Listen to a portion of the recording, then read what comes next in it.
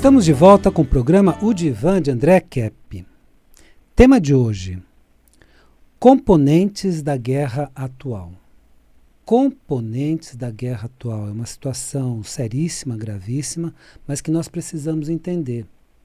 Se os noticiários não explicam isso em detalhes, nós precisamos explicar em detalhes, principalmente para você, meu ouvinte, que é um ouvinte tão inteligente, tão atento, tão estudioso, tão disposto a entender os detalhes do que está acontecendo, porque só os noticiários não estão explicando muita coisa, não. Vou fazer uma rápida apresentação minha. Eu sou doutor em psicologia social. É claro que a psicologia social estuda todas essas questões sociais de uma forma muito profunda, pela USP. Sou mestre em psicossomática pela PUC, psicólogo e psicanalista. Então, vou fazer uma observação antes até de falar do tema. Antes de qualquer outro comentário, que tal ficarmos do lado da paz e da diplomacia antes e ao invés de ficarmos do lado deste ou daquele lado? Fiquemos do lado da paz e da diplomacia. Então, tudo que eu estou falando é para encontrarmos soluções diplomáticas, soluções de paz, mas a partir de soluções, primeiro, diplomáticas. Então, o que acontece? Os noticiários nem sempre trazem as explicações básicas e mínimas para entendermos a guerra atual, Israel versus Hamas. Não dá para entender. Eles trazem dados aqui, dados ali. Então, por mais que você ouça, menos você vai entender, porque não é contado de uma forma detalhada, com dados mais precisos. Então, trarei hoje as explicações básicas necessárias para entendermos a guerra atual e principalmente os componentes da guerra atual. É como se nós estivéssemos, numa analogia, né, como se nós estivéssemos num tabuleiro, né, essa guerra fosse um tabuleiro de xadrez, por exemplo, ou outro qualquer, e que a gente precisa explicar a função de cada peça, etc., o cavalo, o peão, etc., mas explicarmos também os componentes. Então, quais são os componentes dessa guerra? De um lado, temos Israel, já que é uma guerra Israel-Hamas. Mas precisamos entender as diferenças entre, olha a sutileza da coisa, Israel, que é o Estado de Israel, o país Israel, judeus, quem são os judeus, e sionismo, o movimento sionista que gerou Israel. Então vamos explicar detalhadamente esse lado, para depois explicarmos o outro lado. Eu vou falar agora de Israel, mas, lembrete, fiquemos sempre do lado da paz e da diplomacia, ok? Israel é o país que abriga povos de várias etnias e religiões. É o país que todo o confronto está acontecendo. A religião que prevalece no território israelense é o judaísmo. Então você tem em Israel a maior parte da população de origem judaica e que professa o judaísmo, mas não significa que não tenha cristãos e que não tenha muçulmanos. Mas o país Israel e suas ações representam a vontade de toda a população judaica? Será? Será que Benjamin Netanyahu está de acordo com toda a população judaica em tudo o que ele está fazendo? Será que todo mundo concorda?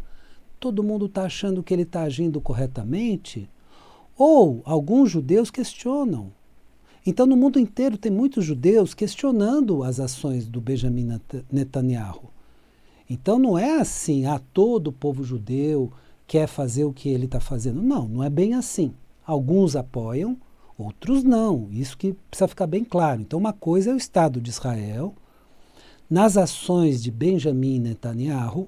Outra coisa é a população judaica, que alguns apoiam, outros não. Então, muito importante essa diferenciação. A resposta é não. Nem todos apoiam as ações dele.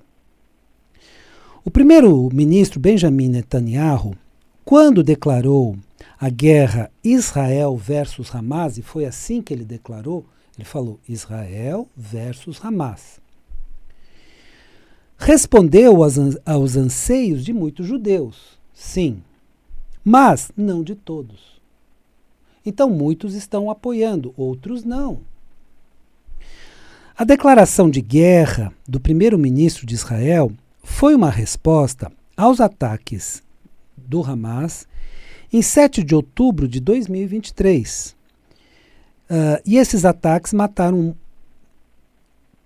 em torno de 1.300 israelenses e houve o sequestro nesses ataques de mais de 100 reféns. Então, é bárbaro, é uma atitude bárbara.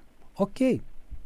E quanto a isso, não há dúvida. Mas vamos continuar aqui. Além disso, muitos judeus aceitam a causa sionista enquanto outros não aceitam. André, mas você está trazendo agora um assunto complicado. Sim, é muito complicado porque é muito mal explicado. Ninguém explica. O que é um sionista? O que é a causa sionista? Então vamos explicar isso aqui. Então nós vamos ter hoje muitas explicações importantes do que ninguém está explicando.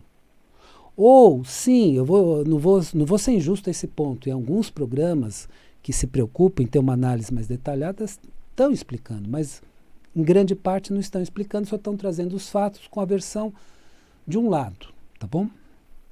Então vamos para a segunda explicação. O que é sionismo? Então vou explicar o que é sionismo, mas fiquemos sempre do lado da paz e da diplomacia, tá bom? Sempre do lado da paz e da diplomacia, não deste lado nem daquele, ok? Sionismo foi um movimento político para que os judeus tivessem um território próprio. Os judeus estavam dispersos pelo mundo a partir da diáspora. A diáspora aconteceu no ano 70 depois de Cristo. Os romanos expulsaram eles da Judéia e eles foram para a Europa. Então eles se dispersaram pelo mundo. Então ficaram dispersos pelo mundo. Então vamos lá. Sionismo é um movimento político para que os judeus tenham um território próprio. É isso. O termo sionismo vem de Sião.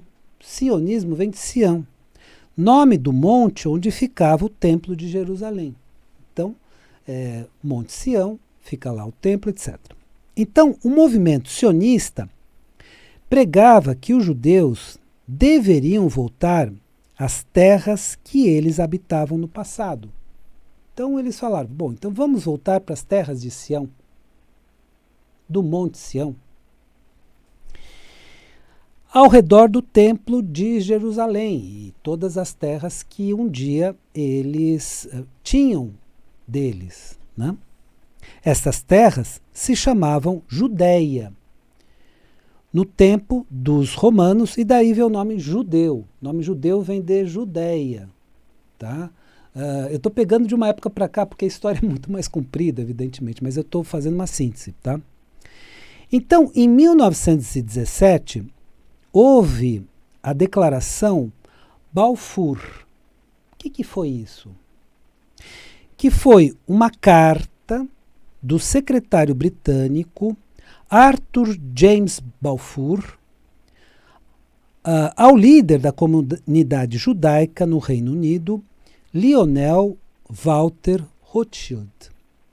Então foi uma carta. Olha, e nessa carta os ingleses se comprometiam, né, em dar essas terras para os sionistas, aqueles que queriam voltar a Sião, Monte Sião, lembra disso.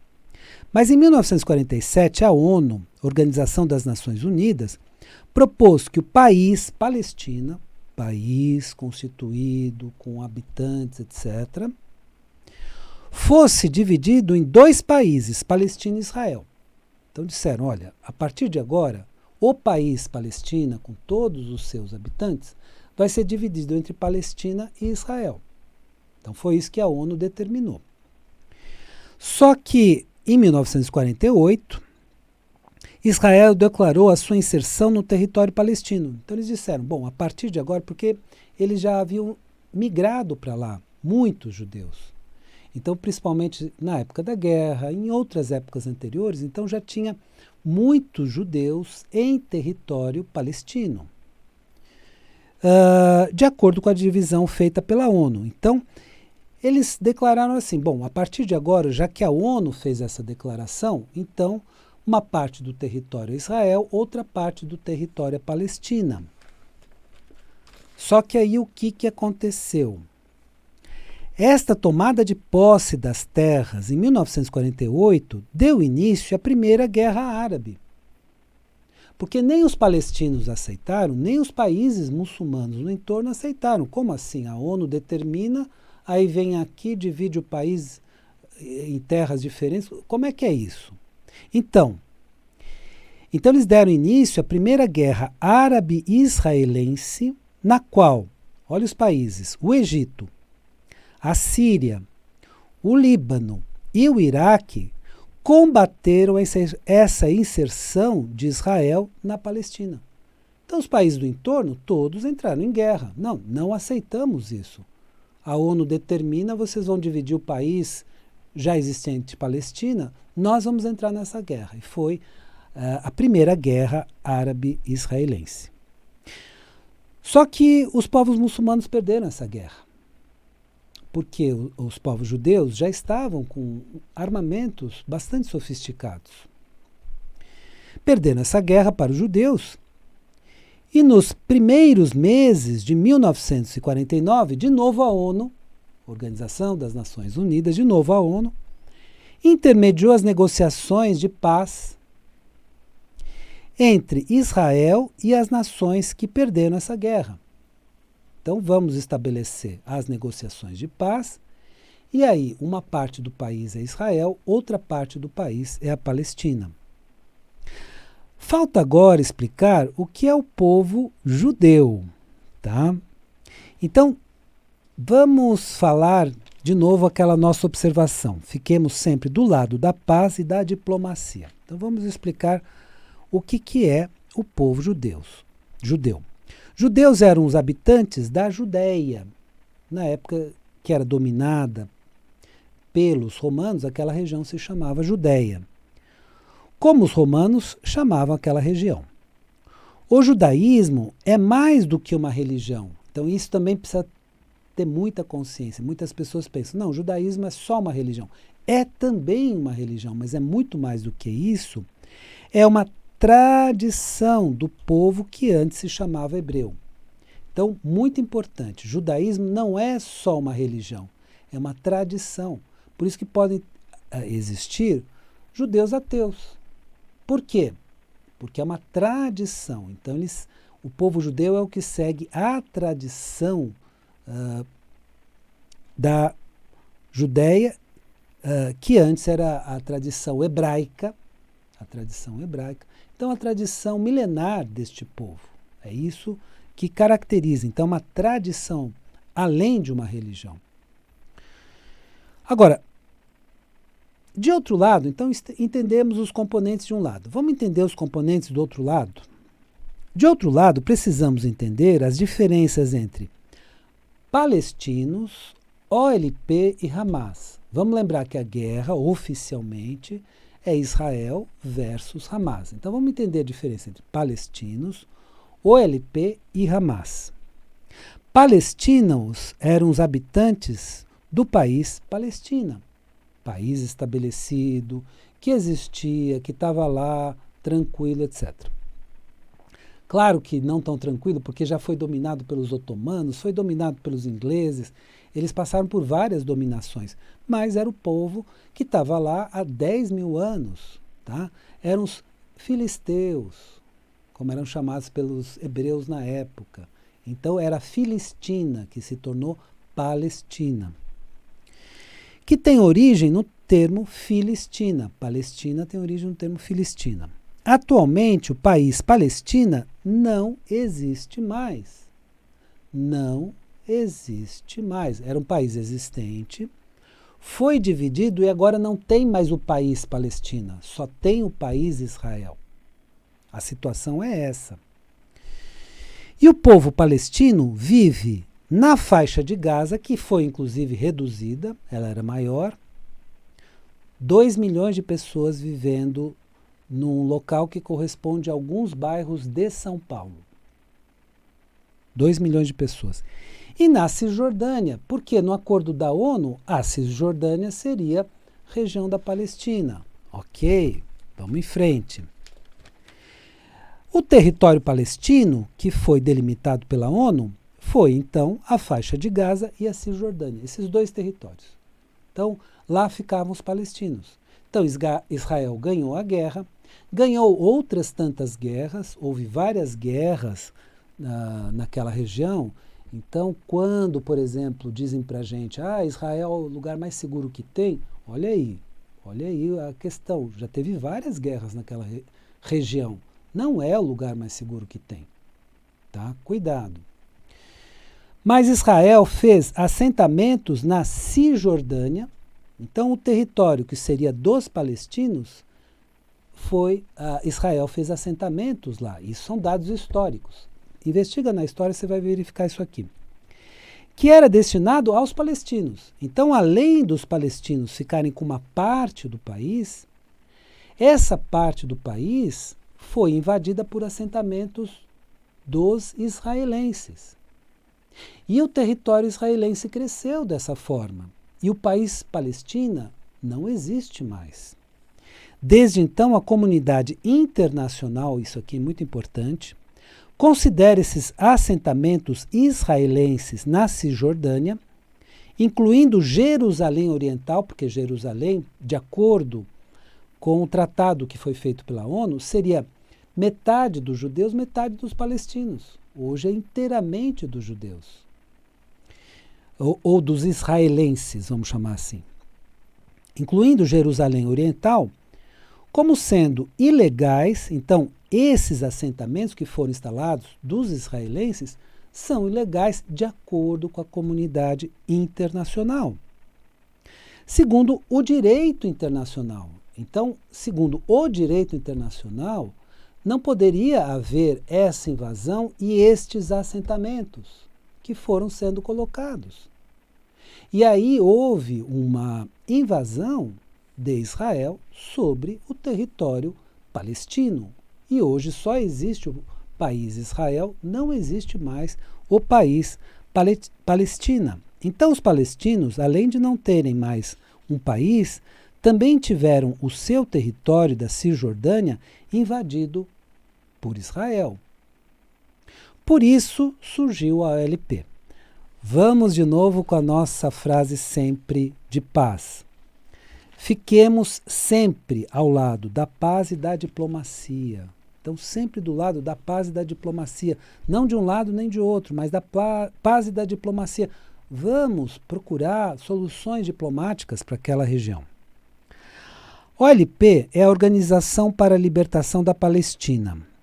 A OLP foi fundada em 1964, muito tempo depois de Israel se estabelecer lá, por Yasser Arafat. E tem como presidente atual Mahmoud Abbas. Em 1993, o então presidente da OLP, Yasser Arafat, reconheceu o Estado de Israel. Ele reconheceu que Israel poderia ficar lá. Em uma carta oficial ao então primeiro-ministro daquele país, Yitzhak Rabin. Mas esse reconhecimento não legitimou a invasão que houve por parte dos israelenses à Cisjordânia, que é território palestino. Então ele falou, não, eu aceito que exista um país chamado Israel, mas não aceitou que houvesse uma invasão de Israel no território deles. Hoje os palestinos vivem murados. Para que eles entrem no seu território, na sua casa, eles precisam pegar um avião até o país do lado, que é a Jordânia, pegar as estradas que eles são permitidos circular, não são todas, chegar lá num controle de alfândega que é israelita, apresentar seu documento para uma autoridade que pode dizer, não fui com a tua cara, você não vai entrar. Isso para voltar para casa. Se ele pegar um avião e for para outro país, para voltar para casa ele vai se submeter a isso. Porque é ocupação israelense. Então, temos lá um problema sério, e agora só existe o país Israel. Então, de novo, não vamos ficar de um lado ou de outro, vamos ficar do lado da diplomacia para encontrarmos alternativas e do lado da paz. Então, fiquemos sempre do lado da paz e da diplomacia, porque eu vou falar o que é o Hamas. Já o Hamas é um movimento de resistência islâmica. Esse é o nome oficial do Hamas, Movimento de Resistência Islâmica. De orientação sunita, não é de orientação xiita. O Hezbollah é de orientação xiita, mas esses são de orientação sunita. Que possui um braço político e um braço armado. Um braço articula politicamente, outro braço é armado. Este movimento não aceita o país Israel e afirma que a terra palestina é uma terra islâmica dos palestinos. Então eles não aceitam o Estado de Israel. Enquanto a OLP aceitou o Estado de Israel, o Hamas não aceita o Estado de Israel. Diz que é um Estado ilegítimo.